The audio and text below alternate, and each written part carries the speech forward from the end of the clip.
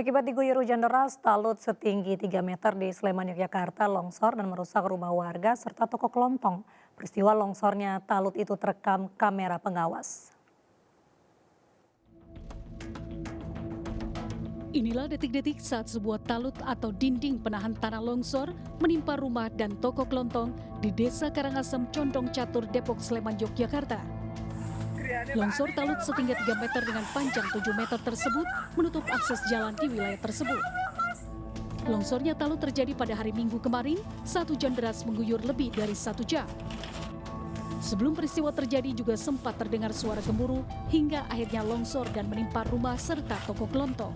Di kamar, terus ada ini lantainya kok goyang-goyang gitu, terus saya kok terus ada air lewat sini, suara gruk gitu. Pagarnya di belakang tidak kuat menahan air sehingga jebol dan mengenai rumah talut yang di samping rumah ini juga jebol.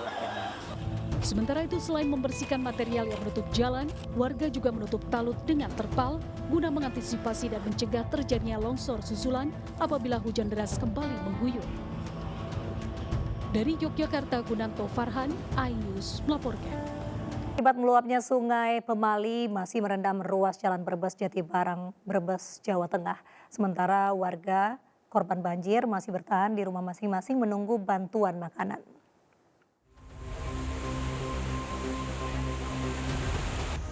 Banjir masih merendam ruas jalan kabupaten yang menghubungkan Kecamatan Brebes dan Jatibarang, tepatnya di Jalan Raya Buaran, Kecamatan Jatibarang, Brebes, Jawa Tengah. Sejumlah sepeda motor yang nekat melintas mogok dan didorong sejumlah warga. Satlantas Polres Brebes telah menutup sementara ruas jalan tersebut hingga banjir surut karena membahayakan pengguna jalan. Sementara sejumlah mobil terpaksa putar balik menghindari banjir. Warga korban banjir di sejumlah lokasi masih bertahan di rumah masing-masing untuk menunggu datangnya bantuan makanan. Sementara untuk korban banjir lansia dievakuasi personil TNI Polri ke lokasi yang lebih aman. Ini luapan ini luar biasa sekali, kita lihat dan ini panas sekali tapi airnya kencang sekali. Kenapa? Karena volume air dari arah selatan sana banyak, curahnya masih banyak sekali. Sehingga kalau untuk kondisi yang paling bawah, kita sudah susah untuk membuang ke arah lautnya. Kira-kira kita akan berupaya yang pertama adalah menangani jiwanya dulu dan memastikan warga kami semuanya aman dulu.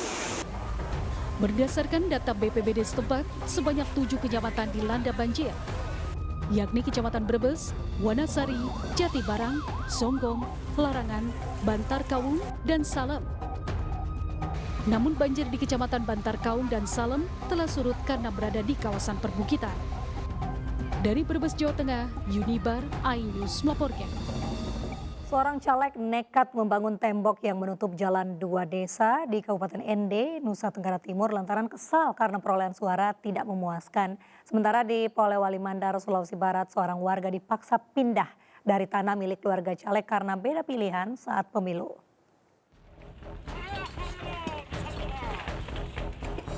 Kesal lantaran tidak lolos menjadi anggota DPRD Kabupaten, seorang caleg dari Partai PSI menutup jalan akses 2 desa di Kecamatan Kelimbutu.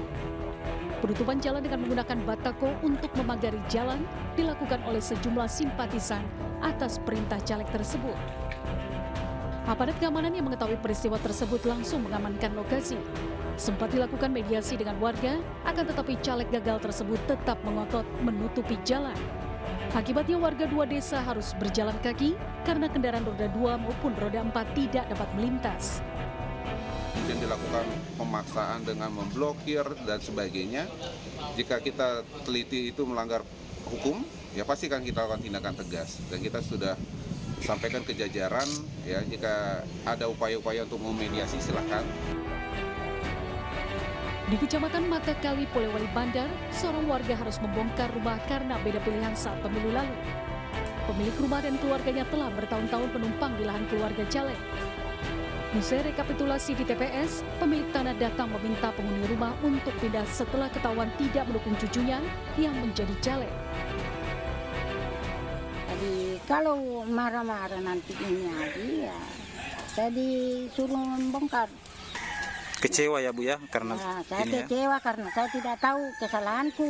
Tinggal sama siapa di sini Bu? Cucuku. Cucu sama suami ada? Ya ada suamiku tapi tidak kuat sakit. Sakit-sakitan ya.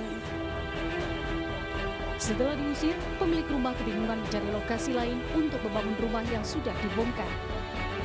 Dari ND dan Poliwali Mandar, tim liputan iNews melaporkan. Masih di mana sidang kabinet paripurna yang dipimpin oleh Presiden Joko Widodo ternyata membahas juga soal program makan siang gratis yang merupakan janji kampanye Capres Prabowo. Hal itu diungkapkan oleh Menko Perekonomian Airlangga Hartarto usai mengikuti rapat kabinet di Istana Negara Jakarta.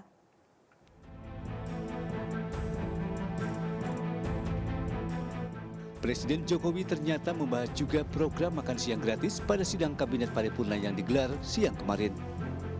Program makan siang gratis ini sebelumnya digaungkan paslon Capres-Cawapres Prabowo Gibran. Pembahasan makan siang gratis ini diungkapkan oleh Menko Perekonomian Airlangga Hartarto.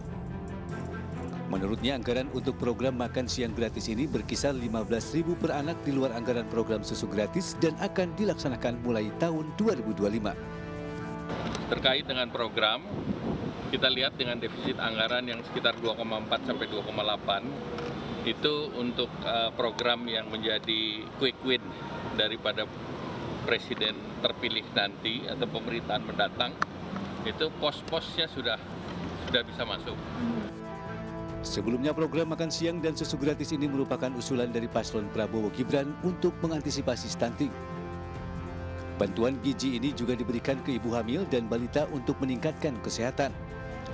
Program ini menargetkan lebih dari 80 juta penerima dengan cakupan 100% di tahun 2029. Program makan siang dan susu gratis ini dikritik sejumlah pihak karena memboroskan uang negara. Airlangga juga mengaku adanya kedua program ini akan membuat defisit APBN pada tahun 2025 sekitar 2,4 hingga 2,8%. Namun program ini akan terus berlanjut meski pengeluaran negara lebih besar dari pendapatan negara. Dari Jakarta, Abdul Aziz, Dias Triawan, iNews melaporkan.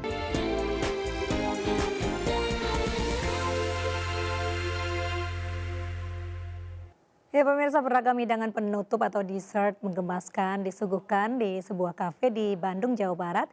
Hidangan penutup ini disajikan dalam aneka bentuk hewan yang unik, lucu, dan juga menggemaskan. Ini dia liputannya.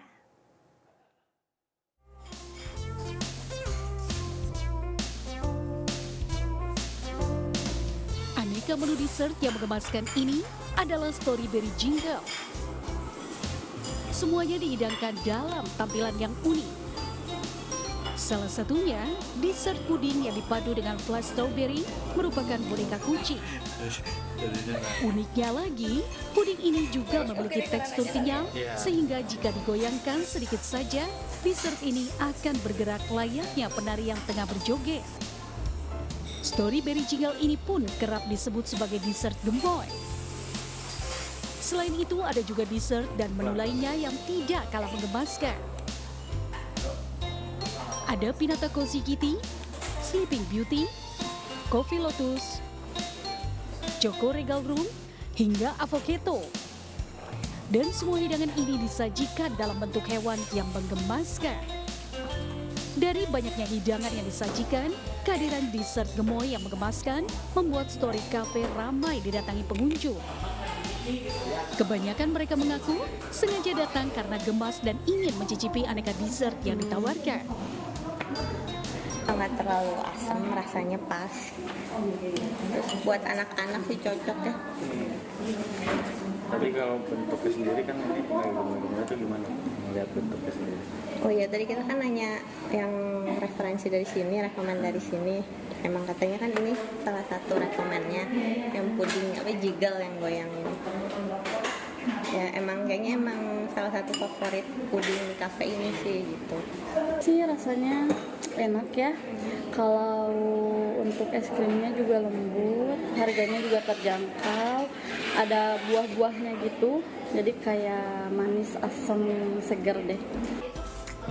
Pengelola mengaku ada berbagai karakter di menu dessert. Mulai dari karakter kelinci, kucing, beruang, dan landak dengan bentuk menggemaskan. Dalam sehari, kafe ini bisa menjual lebih dari 60 dessert berbagai karakter. Sebenarnya kalau yang kita usung itu konsepnya karena di Bandung kita lihat belum ada dessert yang dalam arti dalam bentuk yang lucu, yang banyak digamari, terutama untuk anak-anak ya. Tapi dessert kita sendiri kita bisa jamin dari segi rasa pun tidak terlalu manis sehingga bisa dimakan oleh anak-anak sampai ke lansia. Nah, kenapa disebut gemoy? Karena jiggle ini saat misalnya kita goyang-goyang si piringnya, dia bergerak ke kanan dan ke kiri gitu. Aneka hidangan Story Cafe yang terletak di kawasan Jalan Bekar Utama, Kecamatan Bojongloa Kidul ini juga ramah di kantong. Menu yang ditawarkan pun beragam, mulai dari harga Rp40.000 hingga Rp60.000. Dari Bandung, Jawa Barat, Ervan Davi, iNews melaporkan.